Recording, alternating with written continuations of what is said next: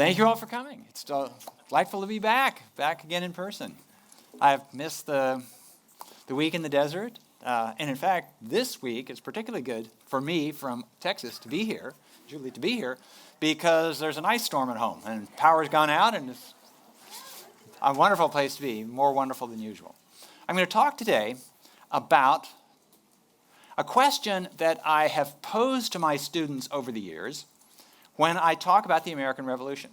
And it's a question that goes to the heart of, well, what it meant to be an American in the 1770s. But it's a question that has ramifications for us today. And the question is, what prompts a man to forsake his country and take arms against it? And I would pose to you that this is the central question that Americans of that generation, what we call the revolutionary, the founding generation, had to deal with. It was a question that they all had to confront, really whether they wanted to or not. And most people at the time didn't want to have to deal with it. One of the things that I've concluded in my study of crisis periods in history, and archetypally war, is that most people would just not want to get involved. They would just rather go about their own business. But things happen that forced them to make decisions that 6 months earlier, a year earlier, it hardly crossed their minds. And the reason that I say that this has contemporary ramifications is that, well, how many of you, so here's my question. How many of you, if you had been alive in the 1770s, if you had been alive in the 1780s, if you had had this decision to make, how many of you like to think that you would have joined the revolution, that you would have been on George Washington's side, and Benjamin Franklin's side, and Thomas Jefferson's side? So how many of you, first of all, how many of you would like to think that's where you would have been? Yeah, okay. Now, how many of you do you actually think you would have been there? So, well, indeed. So, actually, I put this question. I fairly often speak to, and maybe there's some of you in the room. Are there any daughters of the American Revolution in the room? Okay. So there are chapters, and I speak to chapters, and a chapter in Austin. I'm a fairly regular visitor to them. And I don't mean to speak for every member of the Daughters of the Revolution, but I talk to them, and I get to know sort of who they are and a little bit about them. And it's my conclusion that their politics lean somewhat conservative, and maybe more than somewhat conservative. And so I cannot resist the temptation when speaking to them, and if the opportunity arises, and often I make sure that it does arise, to say, first of all, thank you for the good work you have done in promoting understanding of the American Revolution and helping us to know how it is that our country came to be. But do you realize that if most of you had been alive during the American Revolution, you would not have been on the revolutionary side. You would have been on the other side. And a few of them would just kind of nod, yeah. And I don't know if they take it seriously or not. But I'll say this, that the closest parallel to what happened at the time of the American Revolution in the last couple of years was what? I'm going to ask you. The January 6th attack on the Capitol. And the reason I ask how many of you would like to think that you would have been a revolutionary, okay, fair enough. I could ask the question, I won't, but I'll let you consider it. How many of you wish you had been at the Capitol on January 6th in 2021?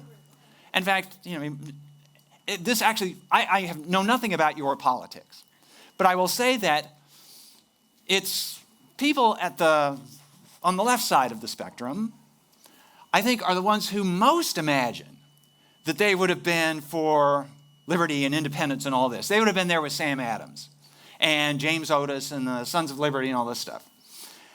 And they're also the ones who are most appalled at the January 6th uprising. And so what do we make of this? I wrote a book earlier, and I think I gave a virtual talk in 2021 to this group. I wrote about John Brown and Abraham Lincoln. I don't remember if I did this in person or not. But one of the things that struck me about this was when I would talk about the book, almost, and maybe this was true of younger people than of people of more mature years. Interestingly enough, John Brown was the more appealing character than Abraham Lincoln. Abraham Lincoln, of course, the great emancipator. He was the president, led the country through the Civil War, ended slavery. But John Brown had the courage of his convictions. John Brown was not a compromiser, was not a trimmer. Lincoln was always saying, well, on the other hand, maybe it's too soon. Maybe we shouldn't go so fast. Maybe I don't have the constitutional powers to do that. And John Brown just waved it all aside and said, we're going to do it. We're going to wage war against slavery. So this is one where there are certain figures in history that, boy, from the safe distance of history, it seems I would really like that guy. But if you were there, it would have been a very different matter. So I wrote this book, the book about the American Revolution, because I wanted to answer the question of why did some people become revolutionaries, but not everybody.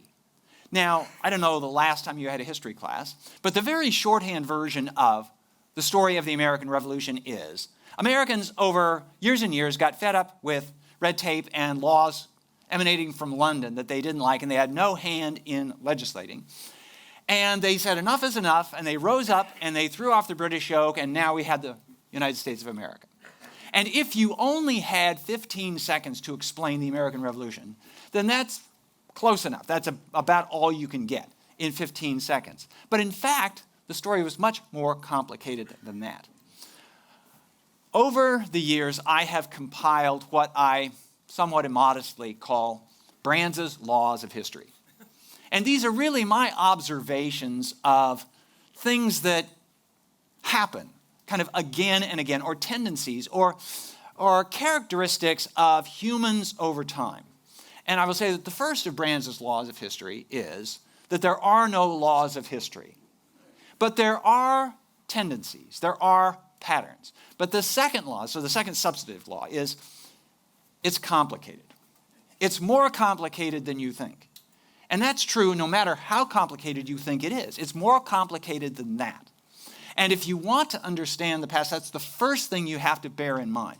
Because I really do want to understand the past. And the way I do it is I immerse myself as fully as possible in the past. I find individuals and I essentially ask them, how are you going to answer this fundamental question? When I look at a particular period in history, I sort of ask myself, so what is the big question that needs to be answered? When I was working on Abraham Lincoln and John Brown, the question was, how do we as a republic deal with the issue of slavery? And Abraham Lincoln says we deal with it under the Constitution, by law and by politics. And John Brown says we deal with it with the sword. And these are two very different answers to the question. In the case of the American Revolutionary War, it's the one I posed at the beginning. So what causes a man to forsake his country, to say, I no longer recognize the authority of this government over me. The laws that this government has passed no longer apply to me. And that's a big step. I could ask you, if there is there any scenario you can imagine where you would say, I'm no longer an American, and I choose no longer to be bound by the laws of the United States? Let me give you a slightly easier question. Is there any scenario by which you might say, I'm a Californian, and I no longer want to be associated with those other states of the Union? I don't know if I should ask for a show of hands. But how many of you think that it is conceivable that within the next 25 years, I guess I should ask, is there any secessionist sentiment in California today at all? Yeah. There is, okay. And how seriously does anybody take it? I ask as somebody who's been living in Texas for the last 40 years. And some Texans, a very few Texans, Imagine that Texas someday should reclaim the status it had as an independent country. Texas was a republic for 9 years in the 1830s and 1840s. And Texans kind of fancy that, oh, we'll go back to that golden age. I have to tell them it was no golden age at all. It was the worst time to be living in Texas, no matter who you were. So is it possible? How many of you think that there is greater than a 5% chance that California, there might be let's say a referendum in California on independence in the next 20 years? No? Okay. Yeah. I don't know. Anyway, the reason I ask it is because that's essentially what happened when the colonists, that is some of the colonists, decided that we're no longer part of the British Empire.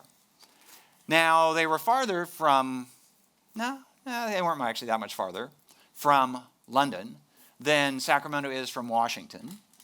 But anyway, so this is the question that I pose. And the way I answer this question is, I guess it's kind of the way I try to answer all the historical questions that I deal with. I was originally drawn to the reading of history. I was drawn to the reading of history because I was interested in the people that I encountered in the past. Only secondarily did I get interested in sort of big themes and broad movements and even things like wars or industrial revolutions. I was always most interested in the individuals. And I still find the individuals in the past to be my window on the past, my opening to the past. And when I'm deciding to write a book, and when I'm deciding how to write the book, I look for individuals. I actually listen for voices from the past. I'm a historian and not a novelist. Novelists get to make up stuff.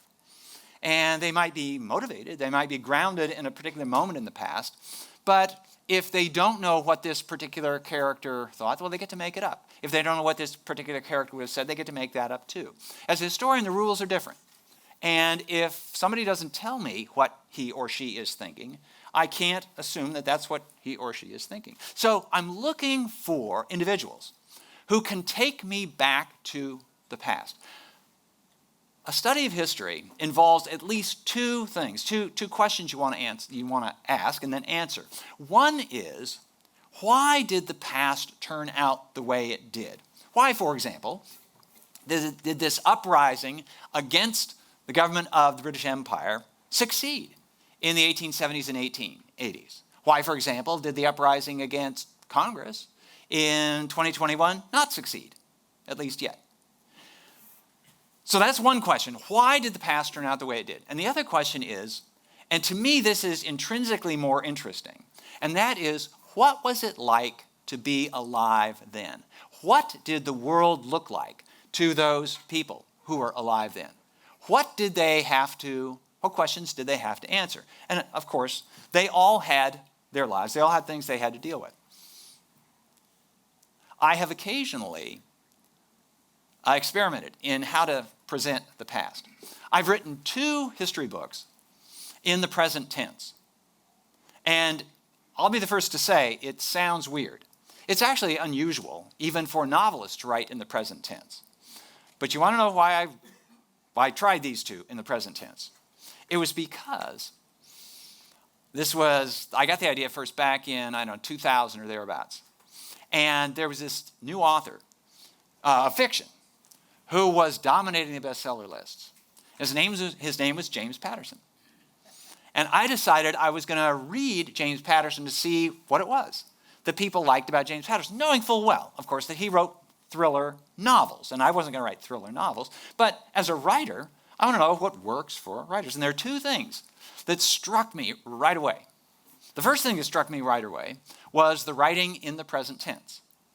And there is something about the present tense that I find it actually very useful for writing about things in the past.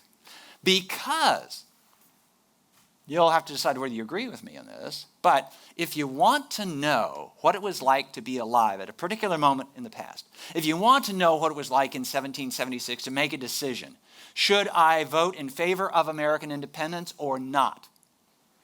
If you want to know what it was like to make that decision, you need to forget as the reader, as the visitor to the past, everything that happened after that. Because if you know how it turned out, then the drama, the uncertainty, the stakes of what was involved, they all go away. That's if you know how it turned out. If you don't know how it turned out, then it is a bigger deal. And if you write in the present tense, then at least you can cast the illusion that subsequent events haven't happened yet. They're still open-ended. And so when those delegates to the Continental Congress put their signatures to the Declaration of Independence, they don't know if they are going to be considered heroes by subsequent generations or traitors. They don't know if their effort to win independence is going to win or lose. And so, to get a sense of what it was like to make that decision, you need to forget that you know how it turned out. So, that's one thing that I'm looking for. That's one reason for writing the present. That's one of the things that I got from James Patterson. The other one was short chapters. And I've got to tell you, I had been sort of schooled in, originally academic history, and I just written a book about Benjamin Franklin. And it had long chapters. It was a long book, but it had long chapters. The chapters were 35 or 40 pages. I broke them up into sections, yeah, but still, And with James Patterson, the chapters might be 2 pages long. 3, 4 page, 5, a 5-page chapter was long. And while I was reading it, I thought, boy, the story's just flying by. And so ever since, I've been writing really short chapters. And it comes down to that. But, so, the question that I pose, So I needed to identify individuals who were going to answer my question, what causes a man to forsake his country? Oh, and take arms against it. That's a bigger deal. It's one thing to just withdraw your loyalty, but then to foment revolution against it, try to overthrow the government, that's an even bigger deal. So I wanted to look at it through the experiences of individuals. I didn't want to speak just en masse. I wanted to actually get inside the heads of people. And so I needed to find individuals who left their story behind. In the case of the historian who wrote letters or diaries, in some cases whose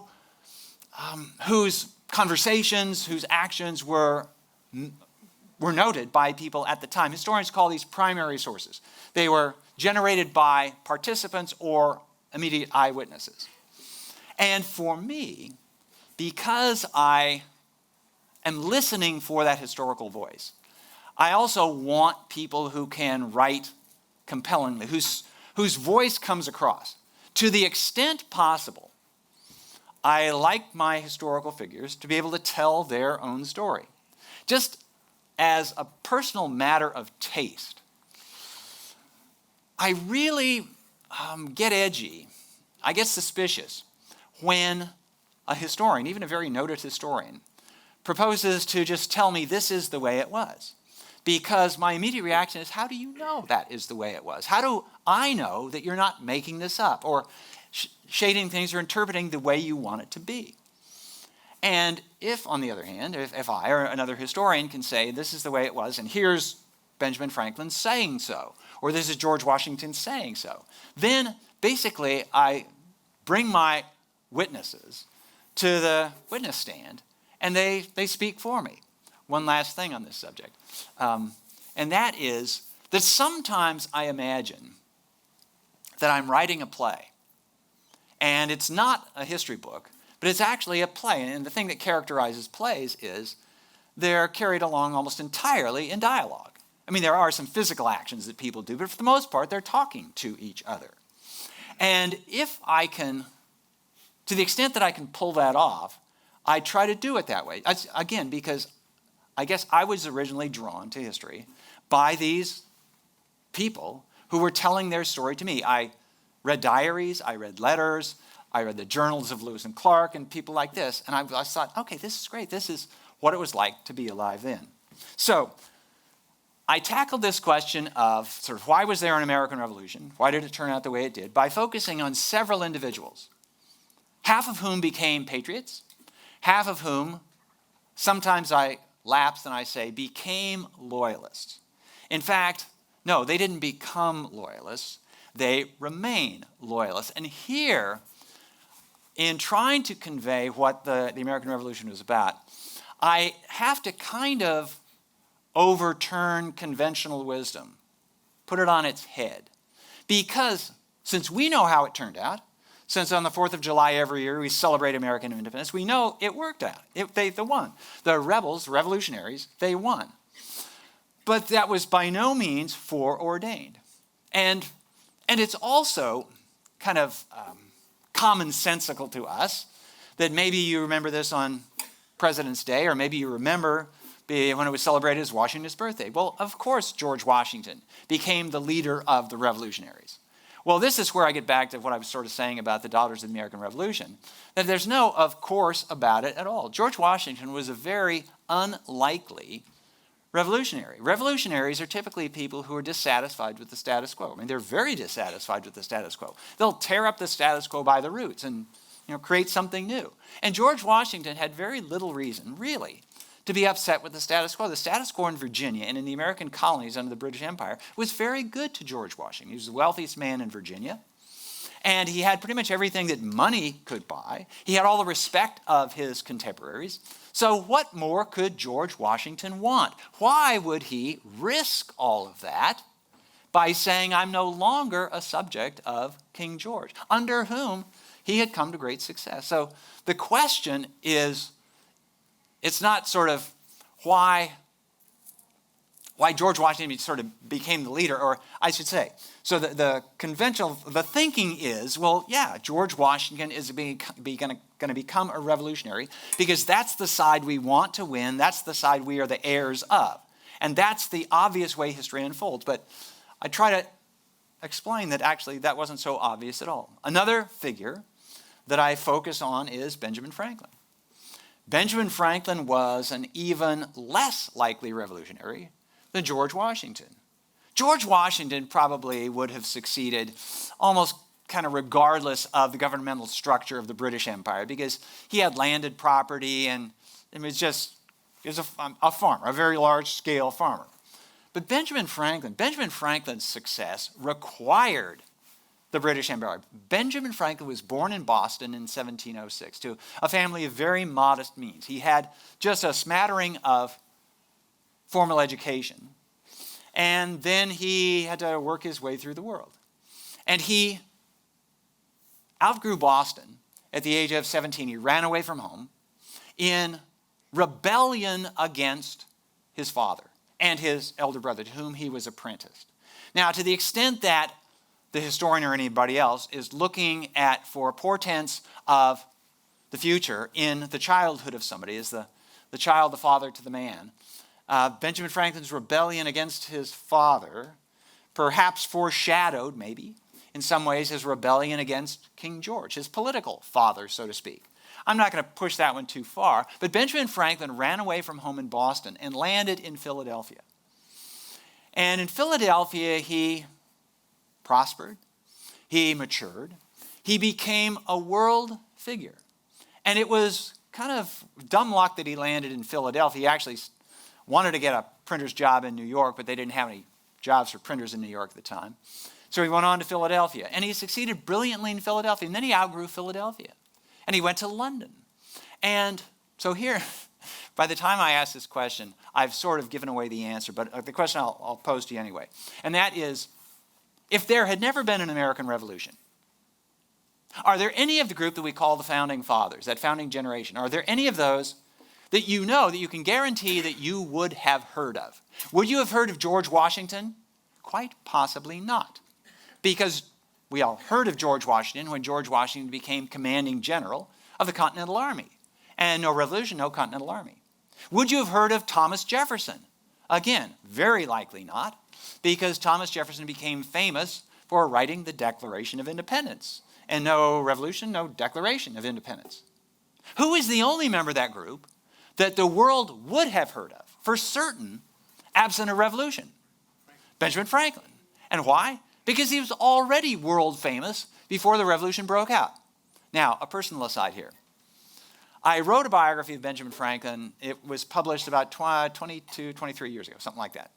And at the time I wrote it, I was that much younger than I am now. And And I had some serious doubts whether I could really understand a man who was much older than me, because the centerpiece of Franklin's public life, the part of his public life that's dealing with the Revolution and his diplomacy in Paris during the Revolution, happens when Franklin is in his 70s. And I, as a 35 years old, when I started the research, can I really understand what's going through the head of somebody, as I thought of it, that old? And I didn't know. And of course, you do what you do the best you can. And fake it, where you can't. And, okay. Here, again, I'll digress from my digression. And that is, anybody who writes about history, but also anybody who writes novels, who writes poems, who writes anything, has to exercise the imagination. I mean, to the extent that we're not simply writing about ourselves. If all you write is memoir, okay, that's fine. You don't really have to imagine anybody else. But if you create a character in a novel or a play or a movie, or if I'm writing about Benjamin Franklin, I have to have some presuppositions about human nature. I have to ask myself, well, I know what was happening to Franklin at this moment is he lost his 4-year-old son to smallpox because he had not taken the time and the care to make sure the kid was vaccinated against smallpox. And for the rest of his life, he felt responsible for his kid's death. And he used to, when he would see young boys, say, who were the age that Francis would have been at that time, he would get this pang in his heart. And he would say, he was such a promising boy. So I asked myself, what was he really feeling? I mean, I say he had a pang in his heart. I could hear a wistful tone in the letters that he wrote. Now, I could ask myself, at that time I had children, and I could imagine what it would have been like to lose one of my children at the age of 4, especially if there was some act of neglect on my part that was involved. And I had to ask myself, so would Franklin have been feeling the way that I was feeling? And I would say, yeah, probably, but I can't be absolutely sure, because Franklin lived at a time when half of all children died before the age of 5. Now, that's not the case, thankfully, in our time. And so death, especially death of children, was not rare. So how much can I channel from my own knowledge to that other time? But anyway, so the striking thing about Franklin, I've said that he was an even less likely revolutionary than George Washington. And maybe the least likely thing about it all was that he was an old man before he became a revolutionary. He was 70 years old when he signed the Declaration of Independence. Now, a revolution is a young person's game. I mean, traditionally, it's a young man's game. And it's something, the young are impatient. And they don't want to be burdened with the inheritance of the past. At least many of them don't. And they're dissatisfied with it. And sometimes they say, enough, let's get rid of it. When I talk to my students, I teach at the University of Texas. And many of my students are 18, 19 years old. They're just entering adult life. And I say to them, if you do not like the world as it is today, blame me. And I'll say blame you. Blame people of our generation, because we created the world that we are handing off to them. And then I say, and if 50 years from now, and I say, believe it or not, statistically, the great majority of you will still be alive 50 years from now. If you don't like the world then, blame yourself. Because we live in a country where we get to design, we get to shape our country. So this question of, what are you going to do? And so it is the young who are typically impatient with what the old leave them, and they're more likely to be revolutionaries. Georges Clemenceau, the French premier during World War I, was informed by a reporter or somebody who, I don't know if he thought that this was news to Clemenceau, that his son was a communist. And Clemenceau said, my son is 20 years old. If he were not a communist at 20, I would disown him. If he is still a communist at 40, I will disown him then. So people tend to, and you'll have your own thoughts on this, you can look at your own lives. People tend to get more conservative as they get older. Maybe they become sort of more accepting of, well, the complications of life. And it's not so easy to fix the problems that we've inherited from the past, because you fix this and it fouls something else up. But it is the case that revolutionaries tend to be relatively young, and Franklin was not. Franklin was old. So he was an unlikely revolutionary in that regard. He was unlikely also because Franklin, well, so all of the people that I'm talking about, oh, here we go, trick question. How many of you know why Alexander Hamilton never became president of the United States? Yes. He was born in the West Indies. That's the obvious answer, but it's wrong. Because, yes, it is the case today that you have to be a natural-born citizen of the United States to be eligible for the presidency. But there actually is an extending clause in that part of the Constitution that says that a natural-born citizen or a citizen of the United States at the time of the adoption of this Constitution. Because, and this is my point, none of those revolutionaries, none of the first 5 presidents were born in the United States, because there was no United States when they were born. So, all of the people that I'm talking about, all the ones who become revolutionaries, started off as Englishmen. In fact, Englishmen or Englishwomen. And so I wrote a book about Benjamin Franklin that I called The First American. I used, literary license here, but I made the argument that Franklin he certainly was of that first generation to think of themselves as Americans. He was born an Englishman. And he wasn't simply born an Englishman, but he became an enthusiast, a fan of the British Empire. He thought the British Empire was the greatest thing going. And he realized that it was the British Empire, the structure of the British Empire, the rights of people in the British Empire, that had given him the opportunity to achieve the success he did. He knew that if he had been born in the French Empire, the Spanish Empire, he never would have been able to do the kinds of things that he did. And so he told others, be really careful about messing this all up. He likened the British Empire to an elegant Chinese vase, a vase. And there it is. And it's worth preserving because once you break it, you can never put it back together again. But finally, he made the decision that, okay, we're going to take a hammer and bust that piece of porcelain up into all sorts of pieces. So the question is why? But I look at the people who became revolutionaries. I also look at people who remained loyalists. And again, I'm going to emphasize that they didn't become anything. They remained loyalists. They were the ones who stuck with the status quo. And this was ironic. And history is full of complications, and many of the complications take ironic form. In that, William Franklin is one of my loyalists. Tories, as they were called, or loyalists. And he is the son of Benjamin Franklin.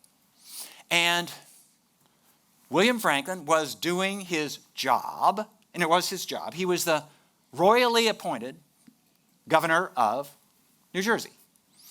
And he went to work every day, and he did what he thought was right. He did what he was ordered to do by the king and by Parliament. And just day by day by day by day. And he wakes up one day and he is placed under arrest for treason. For treason against, the government of New Jersey, of which the day before he had been the governor. He'd been the head of the government of New Jersey. Now, treason, of course, is a high crime, and it's a serious matter. It's a capital offense in many countries, and it was at the time. And most capital offenses, most grievous sins, are sins of commission. It's not just something you didn't do, it's something you really did. And you had to think it over, and it was this big act that you took.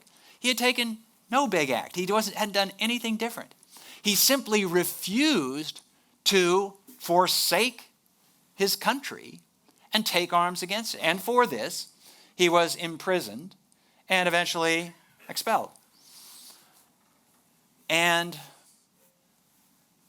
there is a story that unfolds in my book, and other people have told the story, of course, between Benjamin Franklin and William Franklin. And there is this curiosity that it is the son who is the conservative and the father who is the radical, the rebel.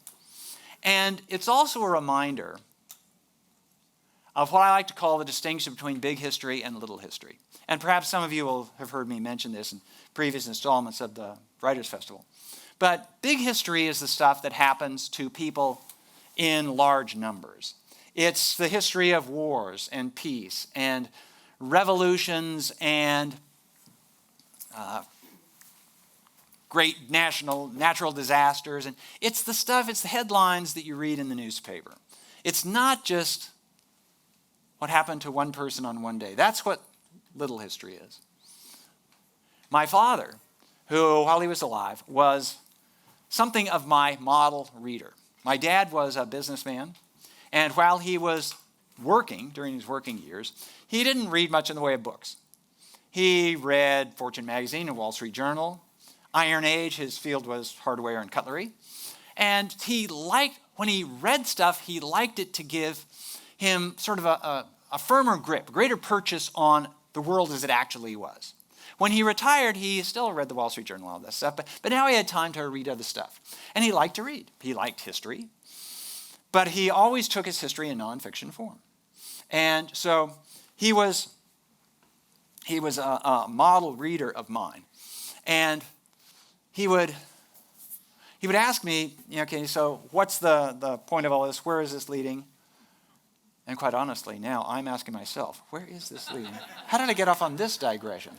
I can't remember. Jim, you knew my dad. So what was Henry thinking?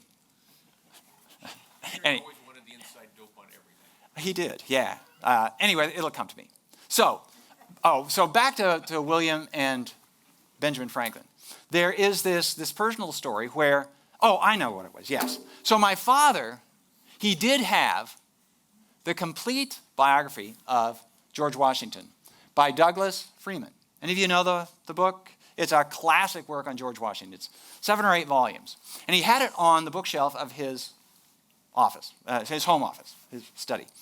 And he would point up there and he would say,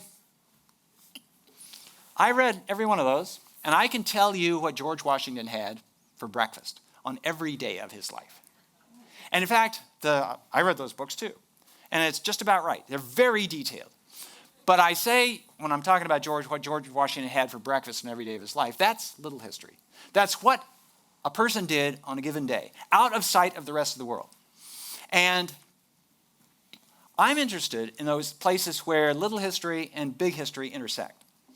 And so what happened to Benjamin Franklin, to William Franklin, to George Washington, to various other people, it adds up to what happened to what would become the United States in the context of world history.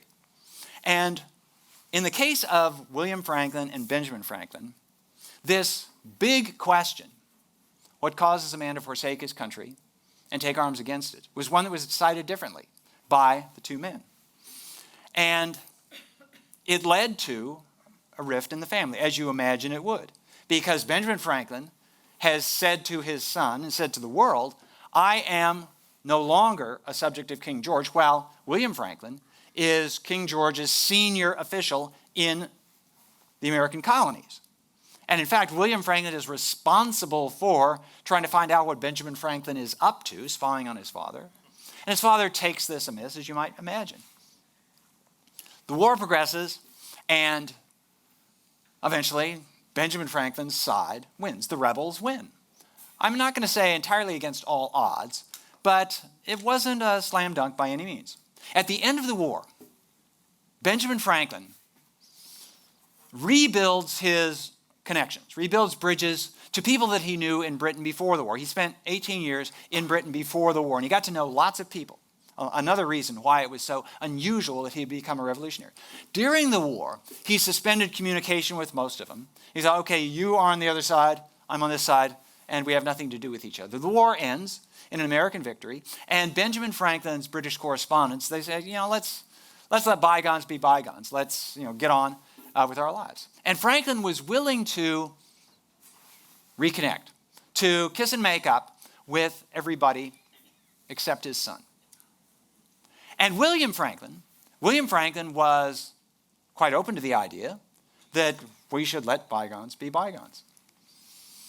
They had been separated by the Atlantic Ocean during much of the war because Benjamin Franklin spent most of the war in France. When Benjamin Franklin went off to France to negotiate a treaty with France to get France on the side of the United States, he took with him his grandson, William Franklin's son. And the grandson, named William Temple Franklin, called Temple in the family, was forced to decide not simply between his country and this new country, but between his father and his grandfather. And I'm going to say this recognizing that it does not reflect well on Benjamin Franklin's, what shall I say, role as a poster boy for a family life. He wasn't. He was a difficult man to live with.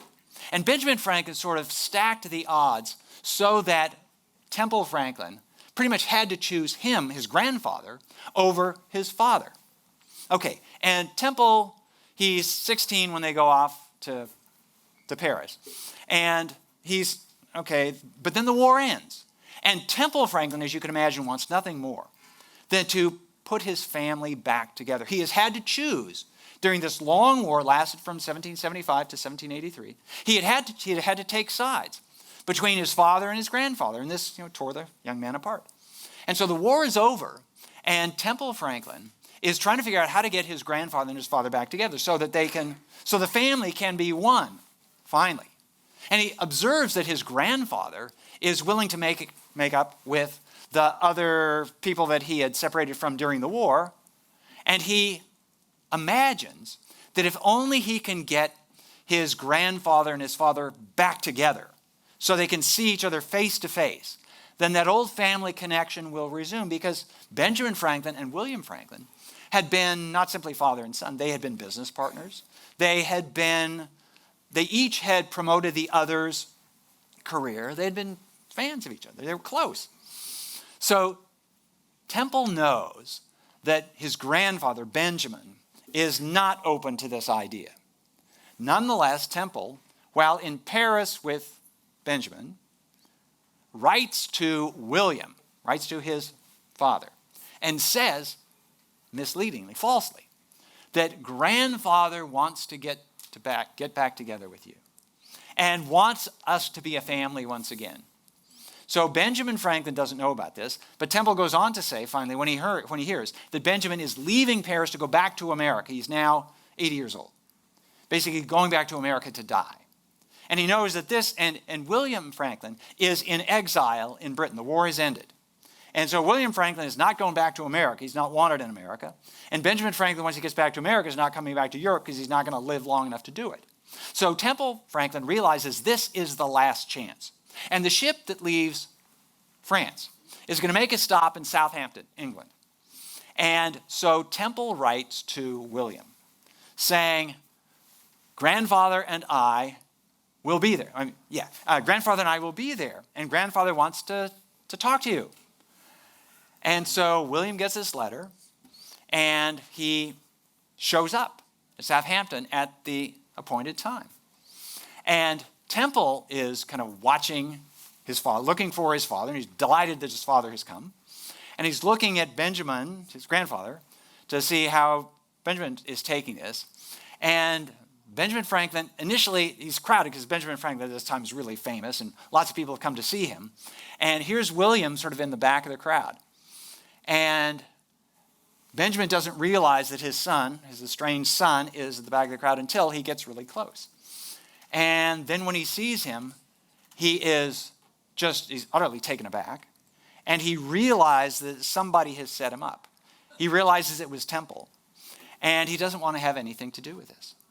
Now, I, as the historian, as the writer of this historical tale, I make a point of trying not to get involved in the emotional lives of those people that I'm writing about. I like to keep an objective distance. But this was one of those cases where William Franklin has reached out his hand to his father and says, Father, the war is over. Let's let bygones be bygones. Let's let our family be a family again. And so Benjamin Franklin is kind of standing there really coldly. And I, this historian from 2 centuries later, I want to reach out across the past. I'm going to grab him by the elbow and say, damn it, take his hand. And he wouldn't do it. And so Temple is, of course, very disappointed. William is very embarrassed by all this. He didn't realize that Benjamin wasn't in the mood for this. And the story ends very sadly. And on that sad note, I'm going to have to leave you. I've run out of time.